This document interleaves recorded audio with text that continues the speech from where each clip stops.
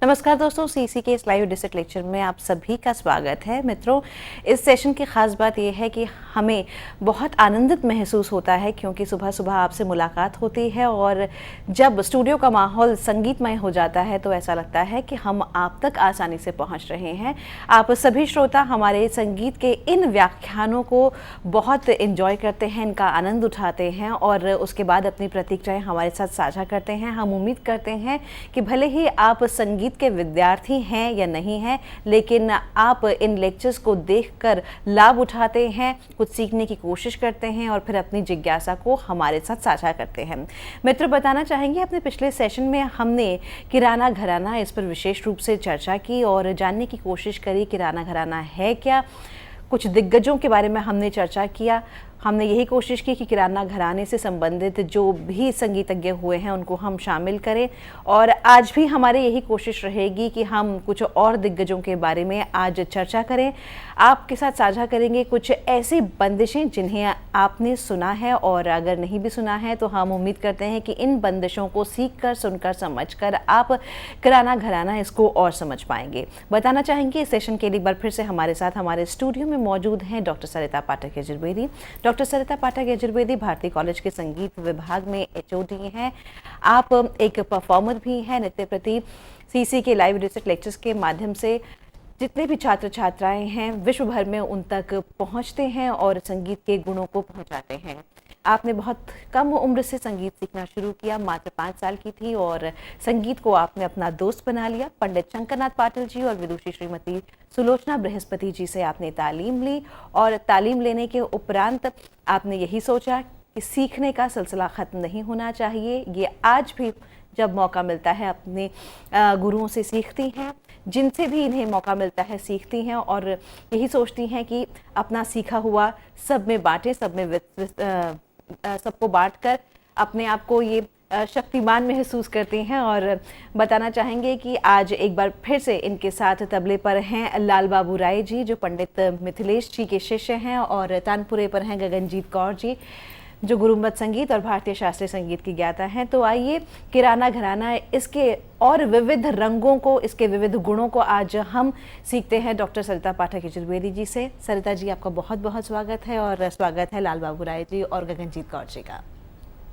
जैसे कि हम किराना घराने के ऊपर चर्चा कर रहे थे, तो किसी भी घराने को जब हम जाने या हम जानना चाहें तो हमें कोशिश करनी चाहिए कि उस घराने से संबंधित जो भी दिग्गज हुए हैं उनके बारे में हम ज़रूर जानकारी लें, क्योंकि ये न केवल इससे हमें ये पता चलता है कि उस समय का वातावरण क्या था, संगीत का किस प्रकार का माहौल था या समकालीन संगीत किस प्रकार का था, साथ ही साथ ये भी जानने को मिलता है कि संगीत सीखने के लिए या हम कहें कि आज के समय में जो उस घराने का स्वरूप है उसको आज तक इस स्वरूप को प्रदान करने में इन दिग्गजों का कितना बड़ा योगदान है और उन्होंने किस प्रकार से तालीम ली, क्या क्या बातें थी जो उनके जीवन में बहुत महत्वपूर्ण रही, जो कि एक प्रेरणा के रूप में जो है विद्यार्थियों के लिए जो है एक प्रेरणा बनकर सामने आती है।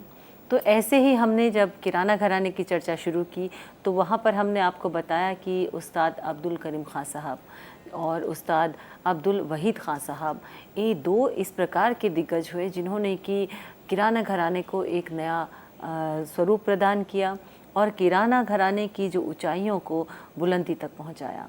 तो गुरु तो थे, गुरु की परंपरा तभी आगे जाती है जब शिष्य जो हैं वो भी तैयार हों, शिष्य भी उस परंपरा को उतनी ही ऊंचाइयों तक ले जाएं या उससे भी आगे लेकर जाएं।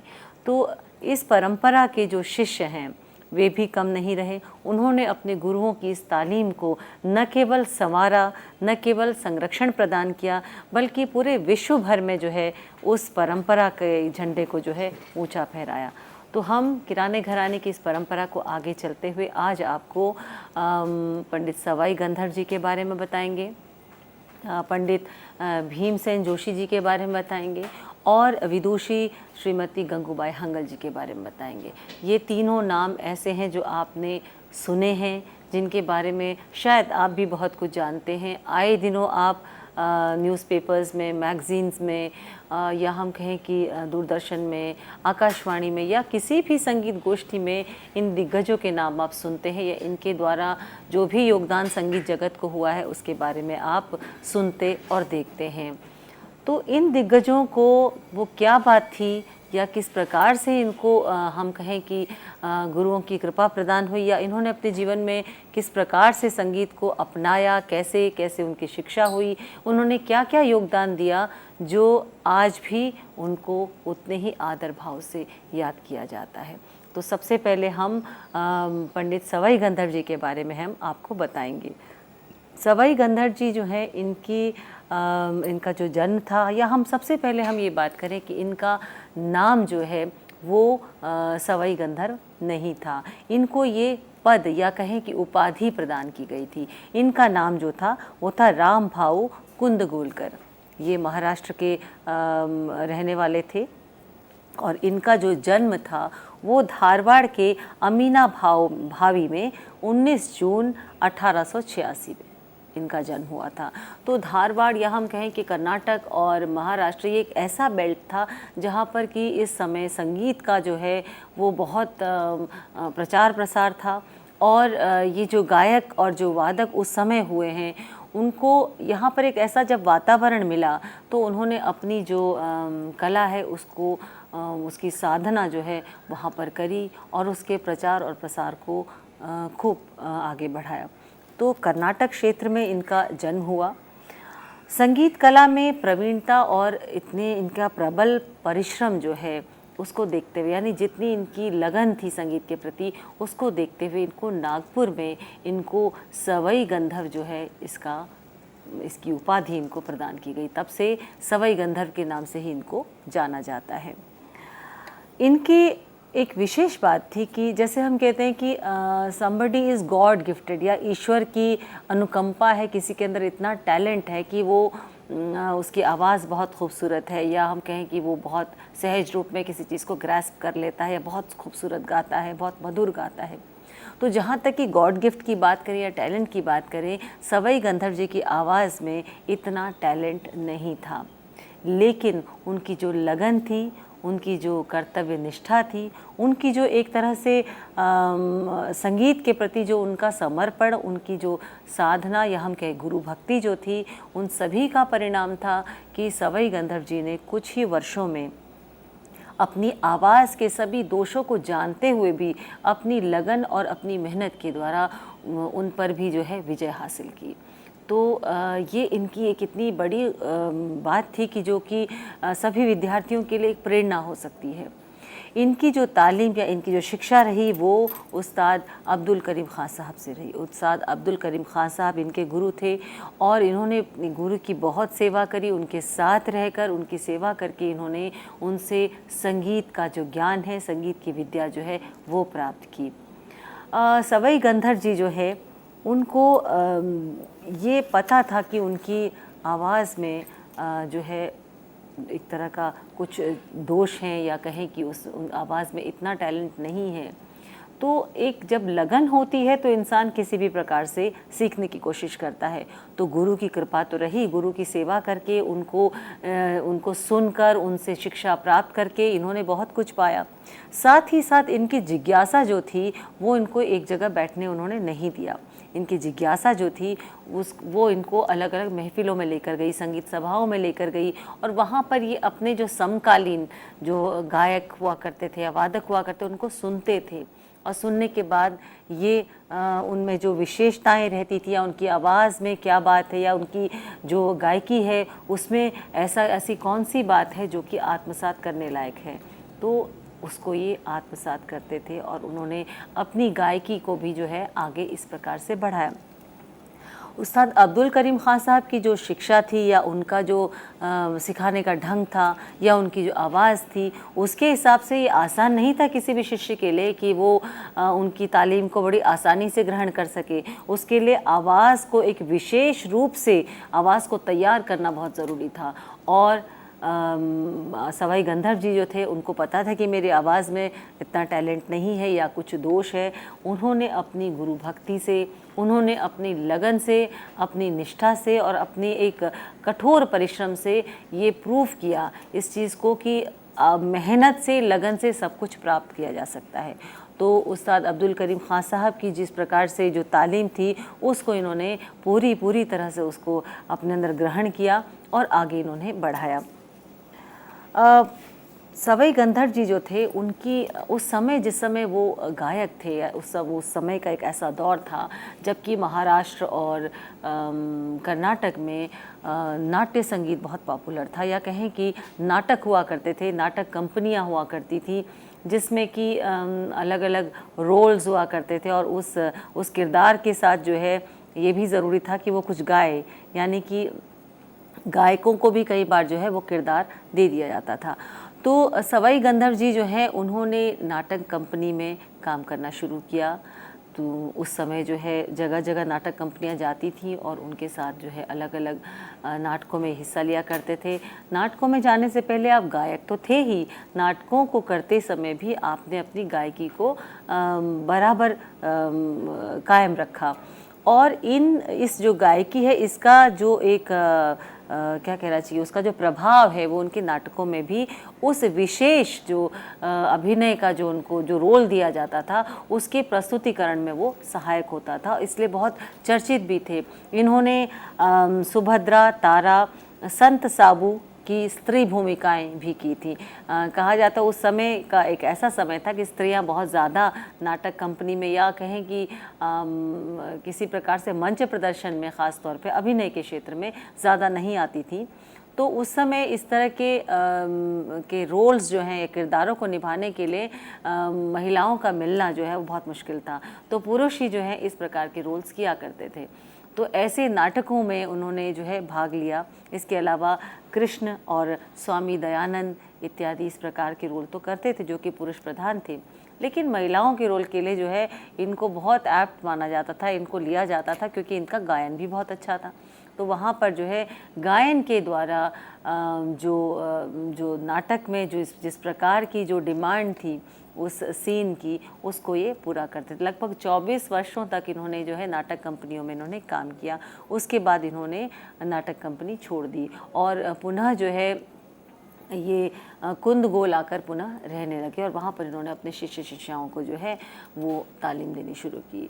कुछ इस प्रकार से हम कहें कि जो इस प्रकार के बड़े बड़े विद्वान होते हैं, इनको अपने जो जीवन का जो लक्ष्य होता है वो पहले दिखाई देता है और उसमें उस लक्ष्य को प्राप्त करने के लिए अपनी पूरी लगन, पूरी मेहनत लगाते हैं। लेकिन साथ साथ क्योंकि समय ऐसा है कि उसमें जीविका को चलाने के लिए भी कुछ चाहिए, तो शायद इन परिस्थितियों की वजह से जो है नाटकों में काम करना इनके लिए एक मजबूरी रही होगी या क्या कारण रहा होगा। तो अल्टीमेटली हम कहें कि जब हम एक रिज़ल्ट के तौर पे आते हैं तो उनके गायन को चाहे वो एक गायक के रूप में प्रस्तुत करें या नाटकों में किरदार के रूप में करें, दोनों तरफ उनके गायन को बेहद बेहद पसंद किया गया और उन्होंने बहुत से शिष्य और शिष्याएं जो हैं उन्होंने तैयार की। आज के समय में उनके शिष्य और शिष्याओं के यदि नाम लिए जाए तो बेहद बेहद मशहूर नाम जो हैं उनके शिष्य शिष्याओं के हैं।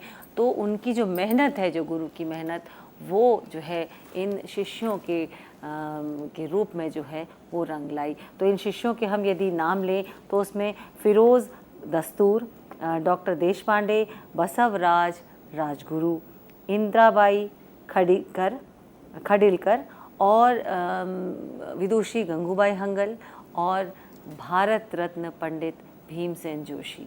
जी हाँ, इन विभूतियों को तैयार किया था सवाई गंधर्व जी ने और उनकी जो तालीम थी उसका हम कहें कि बहुत से रिकॉर्ड्स भी हैं, आप यूट्यूब पे भी सुन सकते हैं। तो तालीम को जो आगे उसकी जो धारा प्रवाहित हुई है वो हम इन शिष्यों के रूप में सुन सकते हैं।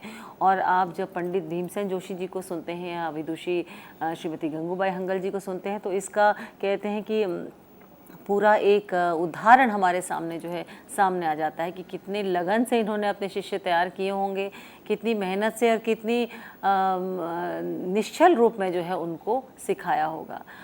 तो इनकी जो गायकी थी उसकी जो विशिष्टताएं थी वो कुछ इस प्रकार से थी कि उस्ताद अब्दुल करीम ख़ान साहब की जो गायकी थी उसको इन्होंने आत्मसात किया था, और उनकी गायकी के जो गुण जो मैंने आपको पहले बताए हैं वे सभी गुण जो हैं इन्होंने अपने अंदर लिए और उन गुणों को जो है आगे शिष्यों में जो है इन्होंने उनको सिखाया।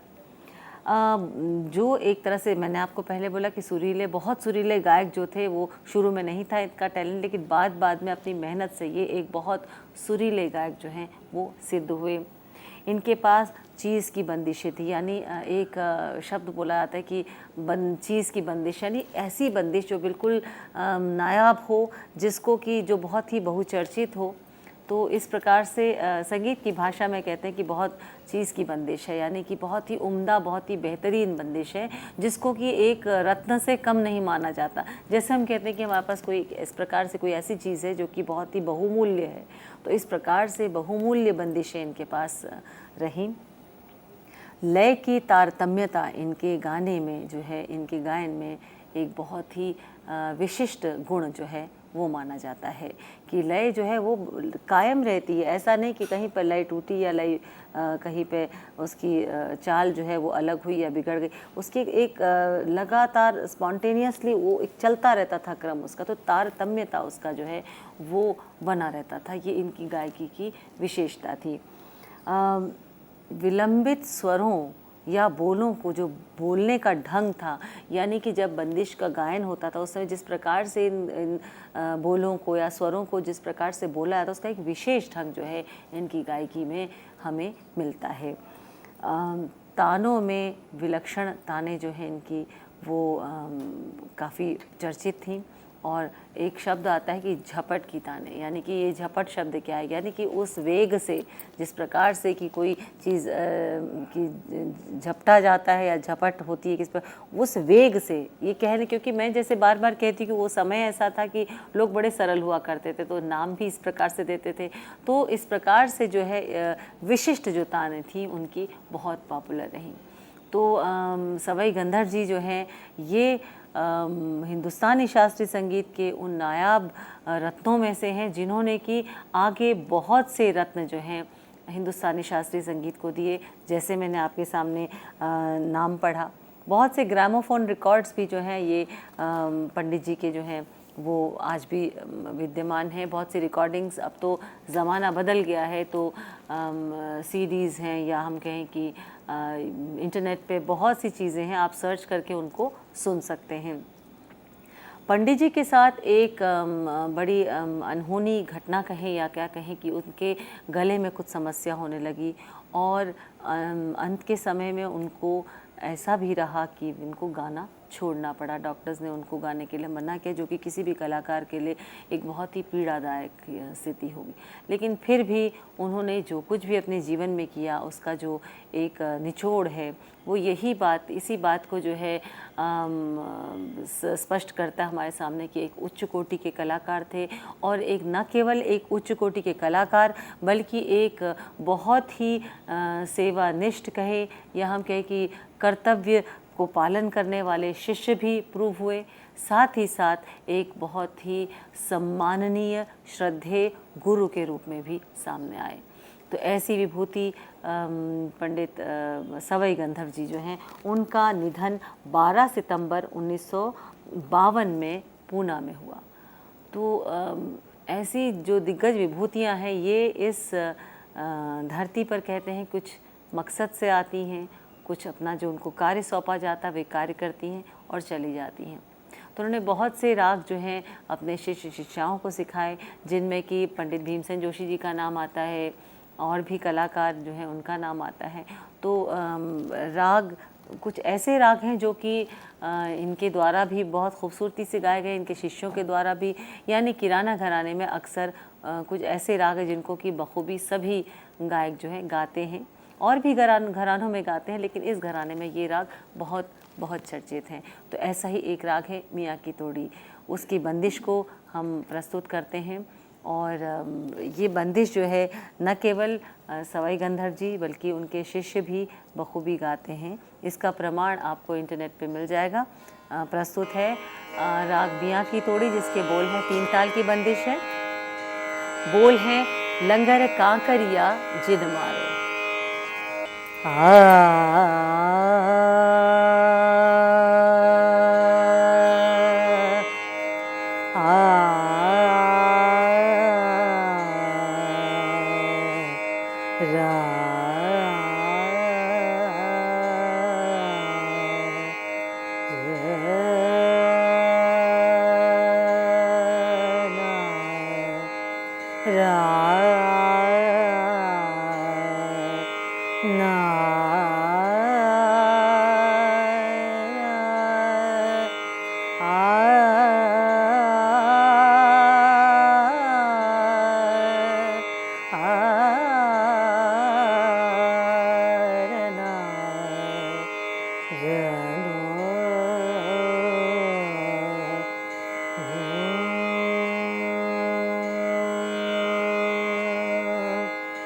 लंगर कांकरिया जिन मारो, लंगर कांकरिया जिन मारो, लंगर कांकरिया जिन मारो, मोर अंगवा लग जाए, मोर अंगवा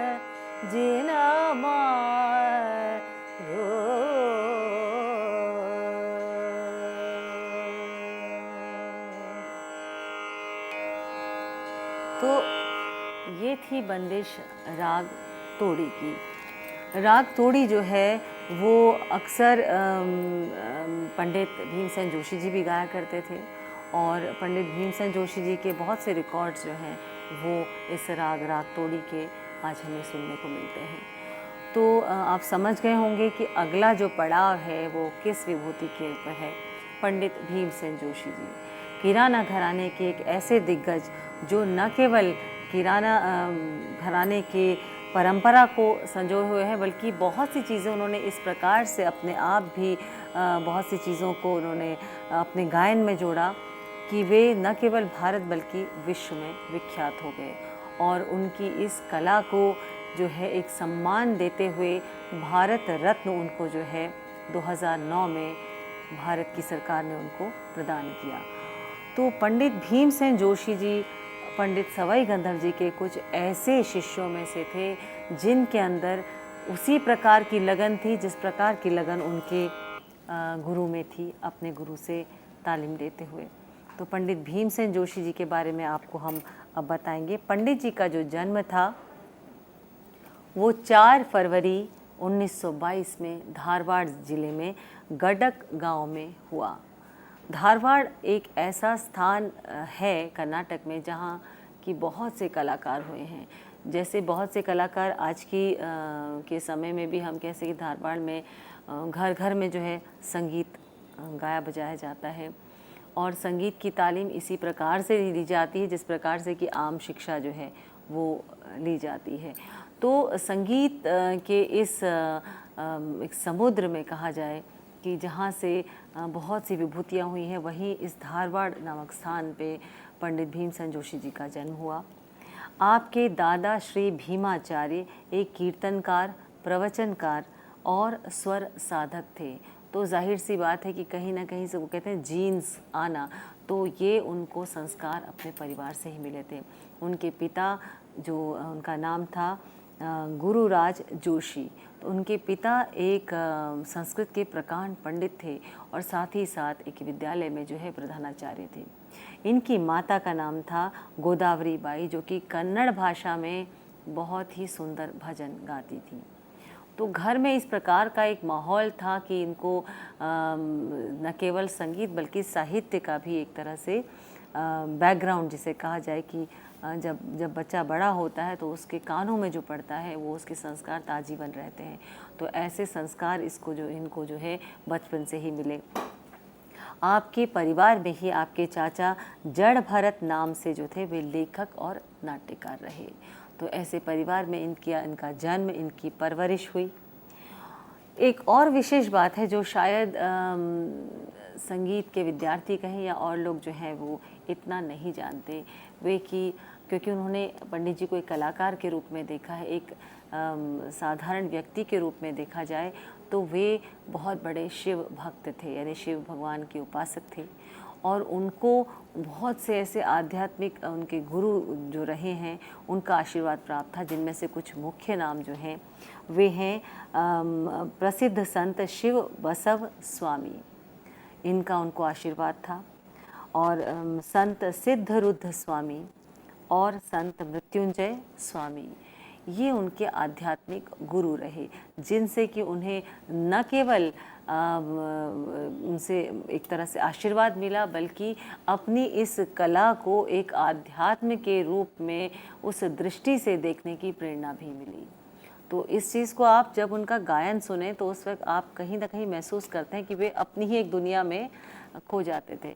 तो ऐसा लगता नहीं था कि वो दर्शकों के लिए गा रहे हैं, ऐसा लगता था वो अपने इष्ट के लिए गा रहे हैं, वो अपनी ही संगीत जगत में पूरी तरह से डूब जाते थे। तो इन संतों का आशीर्वाद उनको था, इनसे उनको जीवन में प्रेरणा मिली। तो ये एक ऐसी बात है जो कि बहुत कम लोग इसको जानते हैं। 10 वर्ष की आयु थी लगभग जब उन्होंने हारमोनियम सीखना शुरू किया और अगसर, चिन्नप्पा, कुर्तकोटी, इनसे इन्होंने हारमोनियम सीखा। बाद में इन्होंने बदामी श्यामाचार्य जी से संगीत सीखना शुरू किया, यानी कि शुरू की जब इनकी जो तालीम हुई वो इनकी इन 2 कलाकारों से हुई, इन 2 गुरुओं से हुई।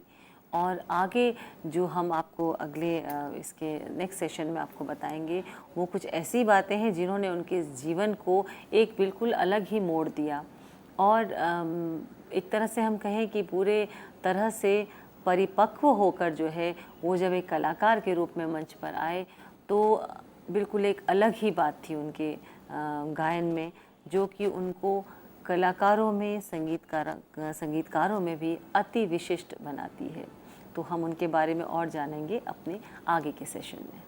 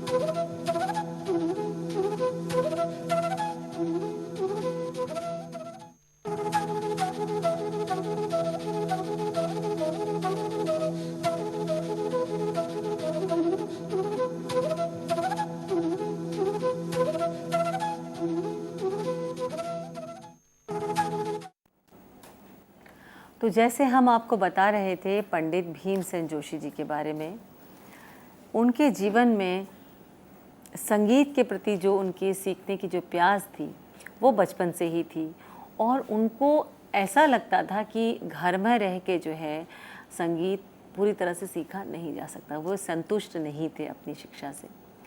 तो उन्होंने घर छोड़ने का निर्णय लिया और लगभग 11 वर्ष की आयु थी जब वे घर छोड़ के चले गए, और वे चले गए बम्बई, जहाँ उन्होंने गायन गा कर उन्होंने कुछ पैसे कमाए, और उसके बाद वे बीजापुर और ग्वालियर भी गए, क्योंकि ये ऐसे स्थान थे जहाँ पर कि संगीतज्ञ थे, जहाँ पे गुरु लोग हुआ करते थे। तो उस सीखने की जो उनकी एक इच्छा थी वो अति प्रबल थी, लेकिन फिर उनको परिस्थितियों ने पुनः उनको उनके घर वापस भेजा। तो ये जो उनका जो सोच था, वो कहते थे कि संगीत, मेरे ख्याल से उस समय में ऐसा उनका सोच रहा होगा कि घर में रह के पूरी तरह से संगीत की शिक्षा नहीं हो सकती, उसके लिए गुरु स्थान पे जाना पड़ेगा, गुरुओं से जाके उनके साथ रह के उनके कहते दिन रात का जो संबंध है उनके साथ रह के उनके सानिध्य में ही वो गूढ़ बातें सीखी जा सकती हैं, जो कि घर पर यदि कोई आपको सिखाने आ रहा है तो वो शायद इतना संभव नहीं होगा। ये विचार थे उनके जब वे घर से निकले। तो किसी भी तरीके से वो परिस्थितियां रही कि वापस वो अपने घर आए। लगभग 1939 में सवाई गंधर्व जी जो हैं वे हुबली आए, और उस समय स्टेशन पर उनसे डीजी देशपांडे जी की मुलाकात हुई। और डीजी देशपांडे जी, जो कि पंडित भीमसेन जोशी जी की इन गुणों को जानते थे कि वो एक बहुत अच्छे संगीतकार बन सकते हैं, तो उन्होंने सवाई गंधर्व जी से ये आग्रह किया कि आप एक शिष्य के रूप में इनको स्वीकार कीजिए। तो पंडित जी उस समय तैयार हो गए, और इस तरह से शुरू हुआ सिलसिला पंडित भीमसेन जोशी जी का सवाई गंधर्व जी से तालीम लेने का। और ये निरंतर बिना किसी रुकावट के 5 वर्षों तक लगातार चलता रहा। इन 5 वर्षों में उनको जिस प्रकार की तालीम रही, उनमें बहुत से ऐसे राग थे जो कि बेसिक्स तो थे, लेकिन इसके अलावा जैसे मियाँ की तोड़ी है, या मुल्तानी राग है, या दरबारी है, इस तरह के जो राग हैं, पूरिया राग जो कि पंडित जी बहुत गाया करते थे, इन रागों की विशेष तालीम उनको पंडित सवाई गंधर्व जी से प्राप्त हुई। और लगन में तो कोई कमी नहीं थी उनकी, तो लगन के साथ और पंडित सवाई गंधर्व जी के आशीर्वाद और उनकी जो तालीम थी, ये दोनों ने मिलके पंडित भीमसेन जोशी जी को एक ऐसा रास्ता दिखाया संगीत और गायन के क्षेत्र में कि वे निरंतर आगे बढ़ते चले गए। पंडित जी अब्दुल करीम खां साहब जी की गायकी से प्रभावित तो थे ही, तो उनकी गायकी की जो भी बातें थी वो सब पंडित सवाई गंधर्व जी से ही उनको मिली।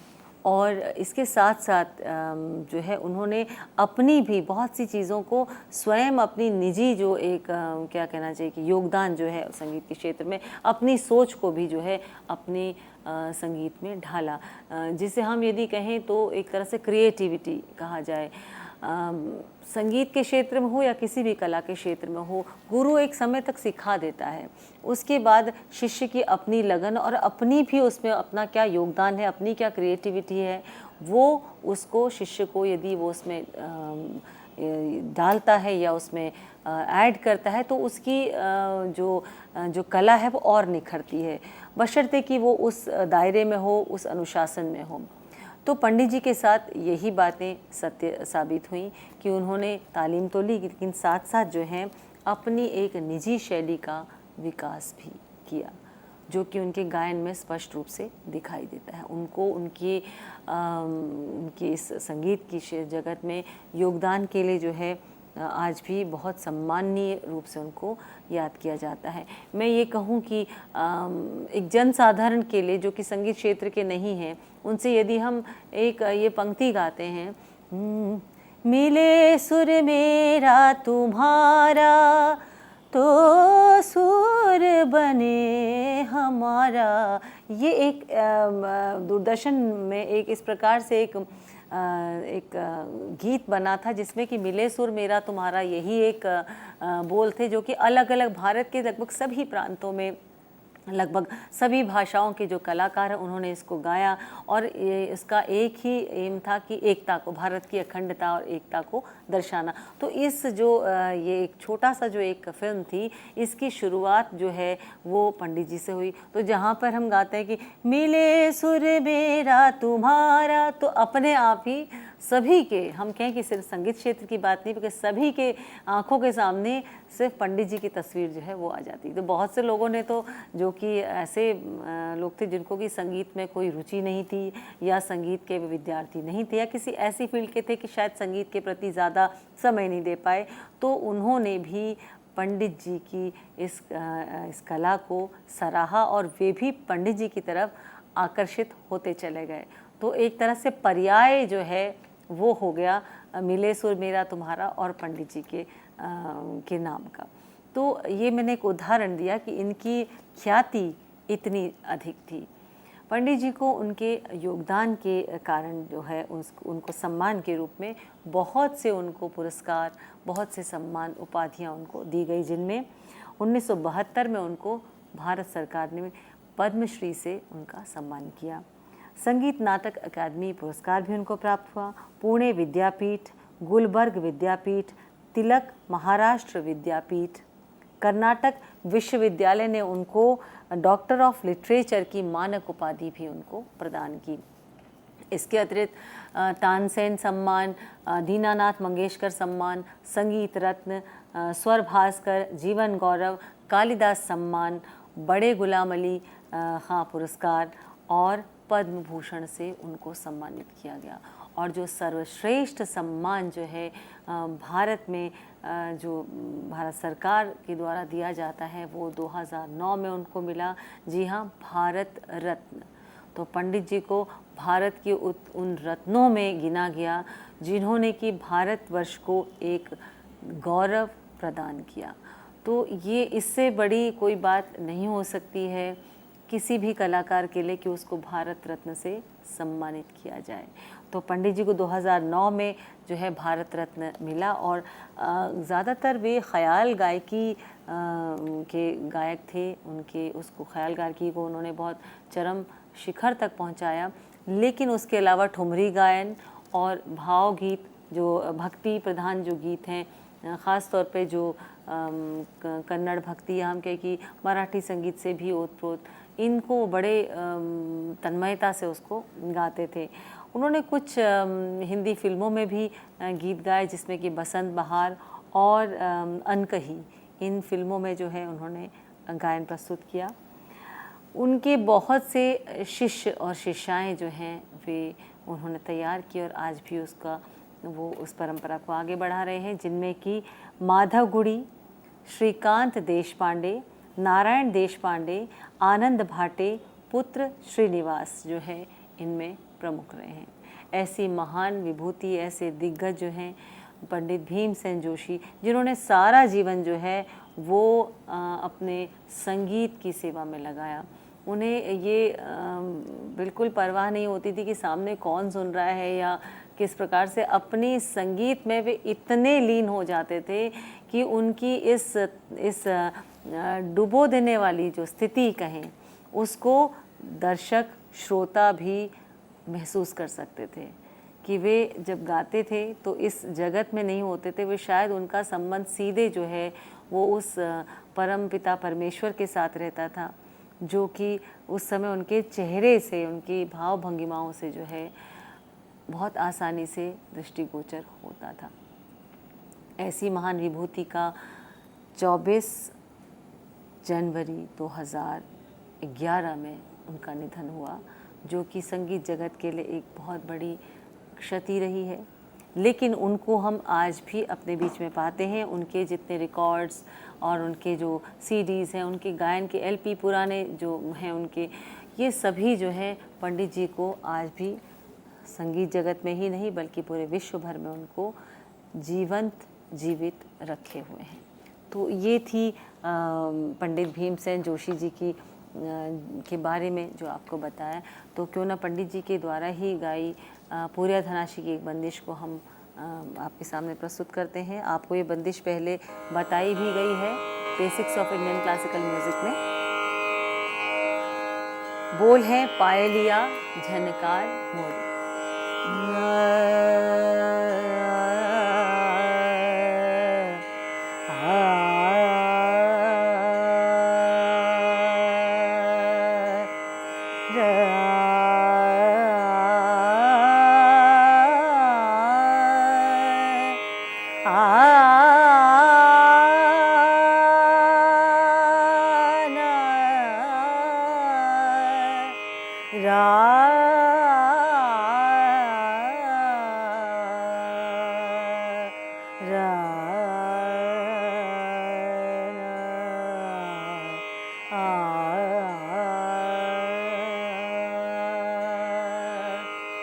पायलिया झनकार मोरे, पायलिया झनकार मोरे, झनन झनन बाजे झनकार, झनन झनन बाजे झनकार, पायलिया झनकार मोरे, पायलिया झनकार मोरे, प्रिया समझाऊं समझत नाही, प्रिया समझाऊं समझत नाही, सास ननद मोरे देंगे गारे, पायलिया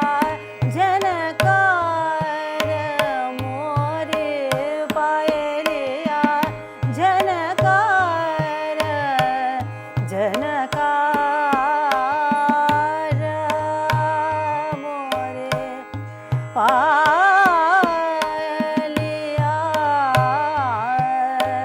झनकार मोरे, पायलिया झनकार मोरे, पायलिया झनकार मोरे, पायलिया झनकार।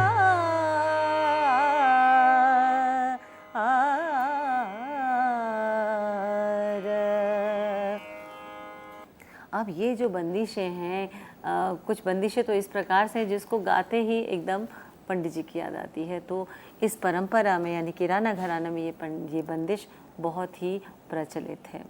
तो ये तो थी पंडित भीमसेन जोशी जी के बारे में जानकारी।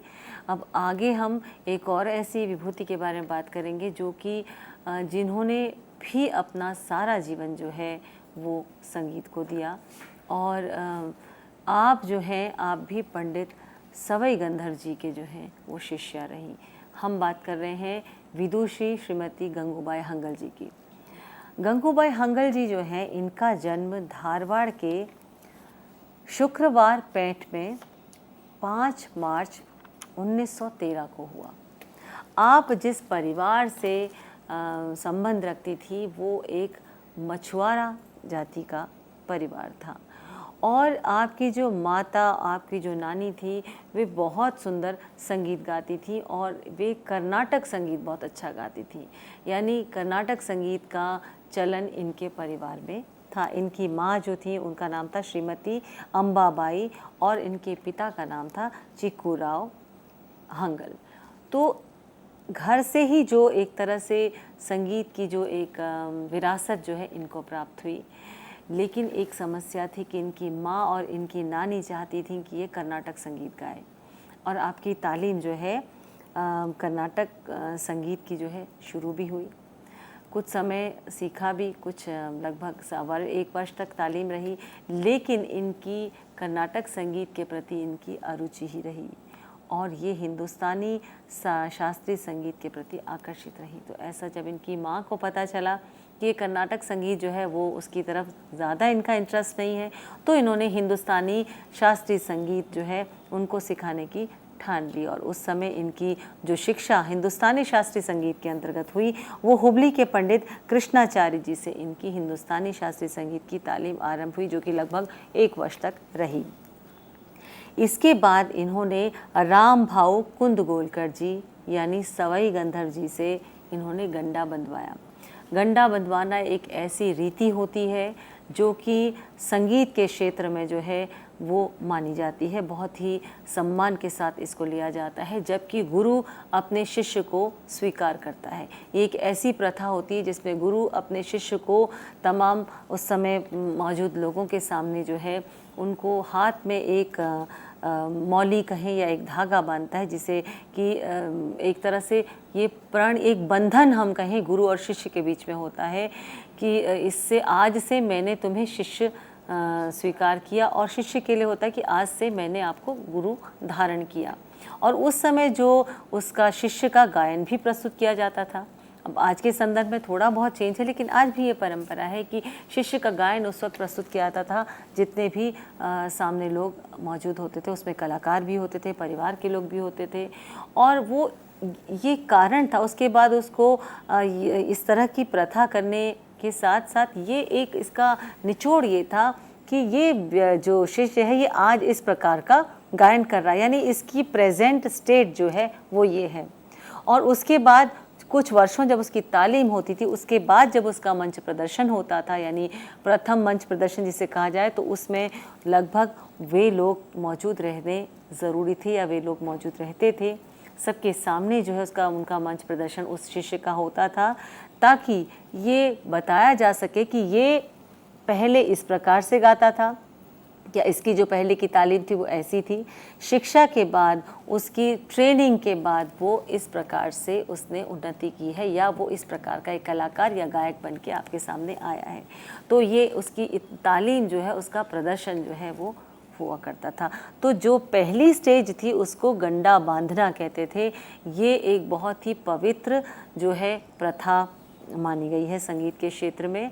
और वो एक अलग बात है कि उसके साथ बहुत लोगों ने समय के साथ साथ बहुत कुछ जोड़ दिया। तो जैसे कि हम पढ़ते हैं इतिहास में कि द्रोणाचार्य जो गुरु रहे, उन्होंने अपने शिष्य तैयार किए, जिसमें अर्जुन भी थे, जिसमें एकलव्य भी थे। तो उसमें एकलव्य की कहानी में आपने सुना होगा कि उन्होंने गुरु दक्षिणा दी, तो गुरु दक्षिणा में गुरु ने उनसे अंगूठा ही मांग लिया, तो गुरु दक्षिणा देनी पड़ी। तो इस प्रकार से ये कुछ रस्म कहें या कुछ रीतियां हैं जिनको कि फॉलो करना पड़ता है।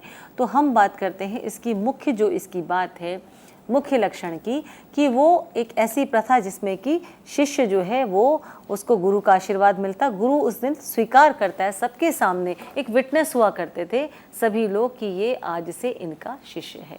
तो इस प्रकार से इन्होंने पंडित सवाई गंधर्व जी से विदुषी श्रीमती गंगूबाई हंगल जी ने उनसे गंडा बंधवाया। पर एक समस्या थी कि सवाई गंधर्व जी जो है, क्योंकि नाटक कंपनी में काम करते थे तो बहुत जगह जगह घूमते रहते थे, एक जगह उनका ठिकाना जो है वो नहीं था, इसलिए कभी शिक्षा होती थी, कभी शिक्षा नहीं भी होती थी। तो ये सिलसिला, लेकिन उन्होंने एक गुरु के प्रति अपनी निष्ठा दिखाते हुए उन्होंने जो कुछ गुरु ने सिखाया उसको वो साथ साथ उसको उसका अभ्यास करती चली गई। जब उनके गुरु सवाई गंधर्व जी ने नाटक कंपनी छोड़ी और पुनः आकर जो है वे बस गए कुंदगोल, आकर वहाँ पे बसे, तो फिर शुरू हुई तालीम का जो सिलसिला है वो शुरू हुआ लगातार, जिसमें कि रोज़ जो है गंगूबाई हंगल जी उनके पास शिक्षा लेने जाया करती थी। और देखिए कि यहाँ पर 1938 की बात है कि उन्होंने 1938 में अपने मामा दंतोपंत देसाई से भी कुछ संगीत सीखा। और लगभग जहाँ पर गंगूबाई हंगल जी के यहाँ से जो कुंदगोल जो स्थान था वो लगभग 11 मील की दूरी थी, तो उसको वो रोज़ तय करती थी। उनको इतनी लगन थी कि रोज़ अपने गुरु के पास जाती थी और रोज़ सीखती थी। बहुत से इस प्रकार की चर्चाएं भी आप न्यूज़पेपर्स में आर्टिकल्स वगैरह पढ़ते हैं, जहाँ पर कि इस चीज़ का पूरा प्रत्यक्ष प्रमाण भी है, जिसमें कि कभी कभी जो है पंडित भीमसेन जोशी जी और गंगूबाई हंगल जी की आपस की वार्ताएं भी जो हैं वो उसमें दी गई हैं इंटरव्यू के तौर पे, जहाँ पर उन दोनों ने इस बात को कहा कि हम लोग अक्सर गुरु के यहाँ सीखते हैं कि हम लोग इकट्ठा ट्रेन लेते थे और फिर हम अपनी अपनी जगह पर जाते थे। तो कहने का मतलब है कि उस समय की तपस्या एक महिला होने के नाते भी करना बहुत ही मुश्किल था, जो कि उन्होंने अपने शिष्य होने के नाते जो है पूरी निष्ठा के साथ उसको निभाया। तो हुबली जहाँ ये रहती थी और कुंदगोल वहाँ की 11 मील की जो दूरी थी उसको ये रोज़ तय करती थी। और इसका परिणाम ही ये निकला कि जब वो गाने के लिए मंच पर आई तो उनकी कला को सभी ने सराहा। कुछ इनके स्वास्थ्य के कारण इनका गला ख़राब रहने लगा और उसकी वजह से इनका कुछ गले का जो ऑपरेशन हुआ उसकी वजह से आवाज़ जो है वो बदल गई और आवाज़ बहुत ही मोटी आवाज़ के रूप में सामने आई, जिससे हम कहीं बड़ी मर्दाना आवाज़ जो है इनकी हो गई। तो फिर भी इन्होंने हिम्मत नहीं हारी और अपने गायन को लगातार करती चली गई। इनका जो शिक्षा का जो है क्रम वो सिर्फ पंडित सवाई गंधर्व जी के साथ नहीं रहा। जैसे मैंने बताया कि आपने अपने मामा से भी शिक्षा ली और राजस्थान के 2 भाई थे, श्यामलाल और प्रतापलाल, इनसे इन्होंने ठुमरी और गज़ल की भी जो है तालीम हासिल की। आप 1924 में इनका प्रथम जो है मंच प्रदर्शन जो हुआ वो बेलगांव में कांग्रेस की महासभा के उपलक्ष्य में इनका प्रथम मंच प्रदर्शन इनका हुआ, जहाँ इनको बहुत सराहा गया। 1933 में इनका पहला ग्रामोफोन रिकॉर्ड जो है इनका आया और उस ग्रामोफोन रिकॉर्ड को बेहद पसंद किया गया। 1938 में कलकत्ता में ऑल बंगाल म्यूज़िक कॉन्फ्रेंस में आपका गायन प्रस्तुत हुआ, जिसको कि बहुत सराहा गया। तो इनकी जो एक पॉपुलैरिटी थी, इनका जो नाम था, इनकी जो ख्याति थी, इनका जो यश था, वो दिनों दिन बढ़ता ही चला गया। आपने हिंदुस्तान के बहुत से लगभग सभी शहरों में जाकर अपना प्रदर्शन किया, जिनमें प्रयाग, लखनऊ, अमृतसर, यहाँ तक कि कराची, बम्बई, बड़ौदा, गया, देहरादून, सभी जगहों पर इन्होंने अपना मंच प्रदर्शन किया। ऑल इंडिया रेडियो और दूरदर्शन में तो इनके कार्यक्रम निरंतर होते ही थे। तो इनकी इस जो एक तरह से कहा जाए कि इस तपस्या में इनकी पुत्री श्रीमती कृष्णा हंगल ने इनका पूरा साथ दिया, जो कि अपनी माँ के साथ बिल्कुल उसी भाव में साथ रहती थी जैसे एक शिष्य और एक गुरु।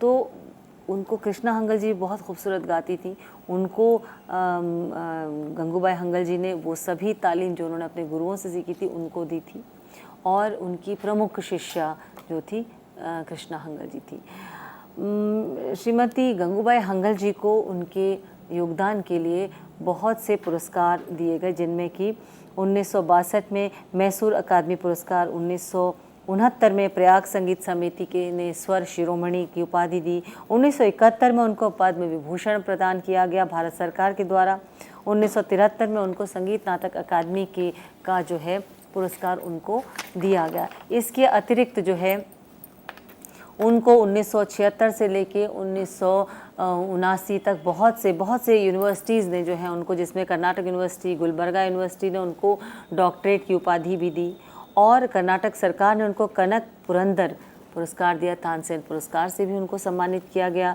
1995 में तिरुपति के त्यागराज ट्रस्ट ने सप्तगिरी संगीत विद्वान मणि पुरस्कार जो है उनको दिया। उनको संगीत कला रत्न माना गया। रूहे गज़ल बेगम अख्तर अवार्ड उनको दिया गया, हाफिज़ अली मेमोरियल अवार्ड उनको दिया गया, Sujan Gaurav award, Godavari award, Kannada university ने उनको नदीजा उपाधि से उनको सम्मानित किया। तो इतने अवार्ड्स जो हैं इनको मिले, साथ ही साथ इतना इनका सम्मान। लेकिन जब इनका गायन सुनते हैं तो बहुत ही एक मन में एक अलग तरह का आनंद मिलता है। कलाकार के लिए उसकी साधना ही सबसे बड़ी अवार्ड होती है। तो जो चाहे उस प्रदेश की, उस देश की सरकार उसको सम्मानित करे या प्रदेश की करे, उसको जितने भी अवार्ड हैं उस अवार्ड को वो सिर आँखों पर रखता है, क्योंकि वो उसकी एक मेहनत होती है। ताजीवन उन्होंने संगीत को दिया और इसीलिए उनको इतना सम्मान जो है सभी ने प्रदान किया। उनको बड़ी श्रद्धा के साथ उनका नाम आज भी लिया जाता है। और 21 जुलाई 2009 में श्रीमती विदुषी श्रीमती गंगूबाई हंगल जी का देहांत हो गया। तो बहुत सी बंदिशें उनकी आज भी, बहुत से उनके गायन के प्रदर्शन के जो हैं, मंच प्रदर्शन के जो एक वीडियो फिल्म के रूप में कहें या रिकॉर्ड्स के रूप में आज भी आपको सुनने और देखने को मिल सकते हैं। बहुत खूबसूरत सी बंदिश गाती थी वो, अलग अलग राग जो है, सभी रागों में उनको जो है महारत हासिल थी और ताजीवन उन्होंने जो है संगीत के लिए अपने जीवन को जो है समर्पित किया। तो ये थी विदुषी गंगूबाई हंगल जी। और मैं समझती हूँ कि किराना घराने के कुछ इन चुने हुए दिग्गजों के नाम मैंने आपको बताए, लेकिन किराना घराने के रत्न जो हैं और भी हैं, बहुत से रत्न हैं जिनके बारे में आप पढ़ सकते हैं, किताबों में सुन सकते हैं उनके रिकॉर्ड्स को। और ये इसी तरह का एक कहना चाहिए कि प्रत्यक्ष को प्रमाण की आवश्यकता नहीं है। जब आप इन कलाकारों को सुनेंगे तो स्वतः ही जान पाएंगे कि वाकई इस घराने में इतनी खूबसूरत बातें हैं, इस घराने में इतनी जो धरोहर के रूप में जो सामने आ रही है, इतनी बहुमूल्य चीज़ें हैं जो कि इन कलाकारों ने अपने जीवन में न केवल सीखी बल्कि सहेज कर भी रखी और आगे के अपने शिष्य शिष्याओं को भी उन्होंने तैयार किया। तो हम धन्यवाद देना चाहते हैं डॉक्टर सरिता पाठक यजुर्वेदी जी का, जिनके माध्यम से आज हम एक बार फिर किराना घराना और किराने घराने से संबंधित उन तमाम दिग्गजों के बारे में चर्चा करने का मौका मिला, बंदिशों को जानने का, समझने का मौका मिला। तो मित्रों, हम यही चाहेंगे कि आप इन बंदिशों से रियाज करें और रियाज करने के उपरांत अगर आपके मन में कोई भी जिज्ञासा हो तो ज़रूर हमारे साथ साझा करें। हमारी ईमेल आईडी है info.cec@nic.in। तो एक बार फिर हम डॉक्टर सरिता पाठक यजुर्वेदी जी का धन्यवाद देना चाहेंगे। गगनजीत कौर जी और लाल बाबू राय जी, आप सभी का बहुत